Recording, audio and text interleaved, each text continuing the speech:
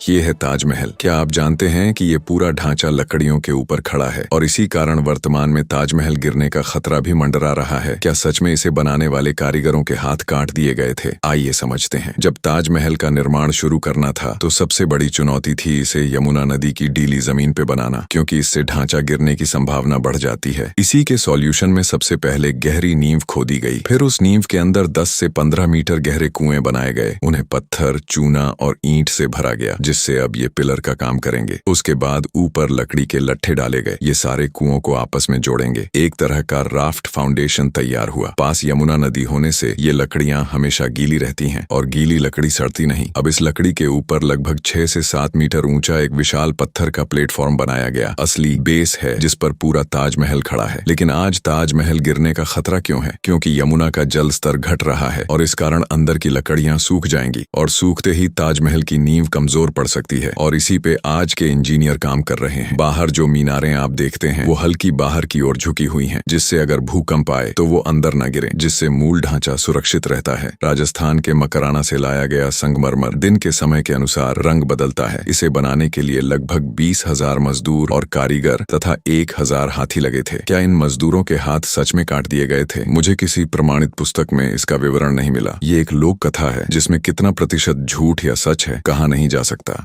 ये है मितावली का 64 योगिनी मंदिर। माना जाता है कि भारत का संसद भवन इसी से इंस्पायर होकर बनाया गया है। मंदिर अपनी गोल संरचना के लिए मशहूर है। लगभग 1000 वर्ष पहले कच्छप घात वंश के शासक राजा देवपाल ने इसका निर्माण करवाया था। मंदिर एक ऊंची पहाड़ी पे है क्योंकि इसे बनाने का उद्देश्य था गुप्त तांत्रिक साधनाएं करना। भीतर 64 कक्ष हैं जिसमें देवी के 64 योगिनी स्वरूप विराजमान हैं। समय के साथ यहाँ तांत्रिक साधना कम हुई और ज्योतिष तथा गणित की शिक्षा को बढ़ावा दिया गया। एक प्रकार से ये गुरुकुल में परिवर्तित हो गया। आइए अब इसकी निर्माण प्रक्रिया समझते हैं, क्योंकि उस समय तो आधुनिक मशीन नहीं थी। फिर इसे इतना परफेक्ट कैसे बनाया गया? सबसे पहले तो इसका लोकेशन ऊंची पहाड़ी चुना गया, क्योंकि ये स्थान तंत्र साधना के लिए सबसे बेस्ट है। फिर जमीन पर एक परफेक्ट सर्कल बनाया गया। हिल रॉक को ही बेस बनाया गया और फिर उस पे पत्थरों को जमाया गया। यही कारण है कि इतनी सदियों के बाद भी मंदिर झुका नहीं। हाथी और बैलगाड़ियों से बलुआ पत्थरों को खदान से लाया गया। पत्थरों को एक एक करके गोल में रखा गया और उसे इंटरलॉकिंग सिस्टम से जोड़ा गया। बीच का हिस्सा खुला है जहाँ पे बैठ के मंत्र बोलने पे उसकी ध्वनि पूरे मंदिर में वाइब्रेंट करती है।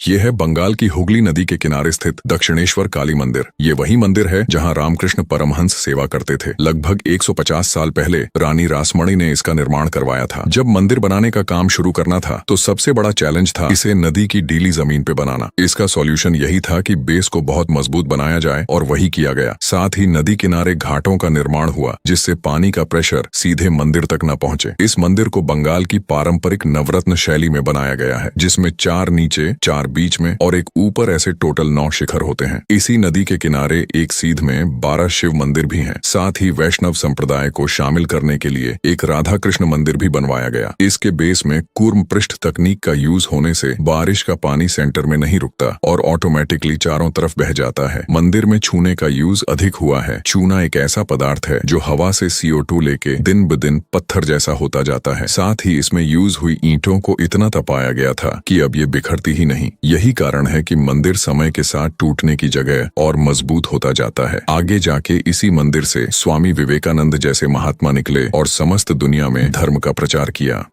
ये है दुनिया का सबसे बड़ा सोने का मंदिर, श्री लक्ष्मी नारायणी टेम्पल, जो तमिलनाडु में स्थित है, जिसे 1500 किलो सोने से कवर किया गया है। 100 एकड़ तक फैले इस मंदिर के गर्भगृह तक पहुंचने का रास्ता सीधा नहीं है, बल्कि स्टार शेप्ड पैटर्न में बनाया गया है, जो भक्तों की भीड़ को कंट्रोल करने में भी बहुत मदद करता है। यहाँ पे लगा सोना सीधे दीवार से नहीं चिपकाया गया, बल्कि मल्टी लेयर सिस्टम का यूज हुआ है। सबसे पहले इस पूरे मंदिर को RCC और पत्थर से बनाया गया। फिर उसके ऊपर कॉपर की शीट बैठाई गई, क्योंकि तांबा गोल्ड के साथ अच्छी बॉन्डिंग बनाता है। मंदिर की नक्काशी और डिजाइन इस कॉपर में ही तैयार की गई थी और फिर उसके ऊपर सोने की पतली लेयर चढ़ाई गई, जो बहुत माइक्रोन लेवल पे होती है। गोल्ड ऑक्सीजन के साथ रिएक्ट भी नहीं करता, इसीलिए इसके खराब होने की संभावना भी खत्म हो जाती है। मंदिर के गर्भगृह में लक्ष्मी नारायणी की मूर्ति है। इस मंदिर को श्री शक्ति अम्मा मिशन के अंडर बनाया गया है। इसकी दीवारों पे इतिहास की कथाएं और श्लोक उकेरे गए हैं जो एक दिव्यता का अनुभव कराते हैं। सोने को प्लेट में सेट किया होने से अगर कहीं डैमेज आता है तो पूरी दीवार नहीं बल्कि सिर्फ एक प्लेट को ही ठीक करना पड़ता है।